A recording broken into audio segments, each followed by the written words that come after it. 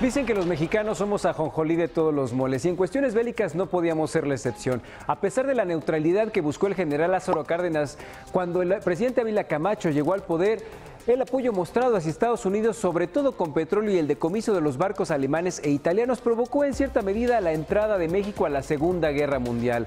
A 3 años de iniciado el conflicto, en 1942 nuestro país sufrió el hundimiento de los buques Potrero del Llano en las costas de Florida, el Faja de Oro en el Golfo de México, el buque tanque Tuxpan cerca de Tecolutla, Veracruz, y el Chiapas horas después, así como el buque de carga blanca Oaxaca y el Amatlán frente a las costas de Tamaulipas, todo a manos presuntamente de submarinos alemanes. Ante tal agresión y después de evaluar la situación económica y militar del país para saber si podríamos soportar un conflicto de este tipo, el general Ávila Camacho declara formalmente la guerra a Alemania, Japón e Italia.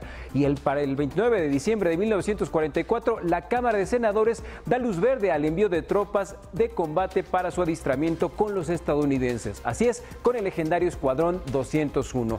La participación de México en el conflicto duró alrededor de 7 meses solamente y se llevó a cabo en Filipinas para combatir a los japoneses. Fue en el pueblo de Porac donde la bandera tricolor ondeó por primera vez en otro país en tiempos de guerra. Y a pesar de la breve estancia, esto no impidió que durante ese tiempo en suelo nacional se llevaran a cabo apagones prolongados de prevención, simulacros de bombardeos en las principales ciudades y la instauración del Servicio Militar Nacional obligatorio. Además, el Congreso reformó el Código Penal para crear el delito de espionaje y disolución social. Si eras alemán, italiano o japonés, podrías sufrir la cancelación de cartas de naturalización y las limitaciones de ciertos derechos. Miles de nipones fueron obligados a mudarse a la Ciudad de México y Guadalajara para estar en constante vigilancia y reportar todas sus actividades a la Secretaría de Gobernación. Los japoneses no nacidos en México incluso fueron considerados enemigos extremos y en algunos casos encarcelados por años sin motivo alguno. Y bueno, finalmente el 18 de noviembre del 45, con 30,000 bajas de tropas enemigas en su historial, las Águilas Aztecas concluyeron la participación en México en la Segunda Guerra Mundial con el arribo a la central de Buenavista en la Ciudad de México, donde fueron recibidos como héroes con un desfile, cerrando así un ciclo en la historia militar internacional de nuestro país. Y además, Paco, era muy curioso, Estados Unidos sabía cómo mover sus piezas e incluso se dice que la película de Disney, la de los Tres Caballeros, fue sacada en el 44, tenía el objetivo de crear lazos con Latinoamérica, tanto que el mismo Escuadrón 201 pintó en sus aviones durante el conflicto a Pancho Pistolas para crear también una empatía entre los aliados y México. Bueno, además de todo, como una herramienta de propaganda, Disney utilizó al Pato Donald para ridiculizar al señor Hitler. El mismo Charles Chaplin también hizo una magnífica actuación.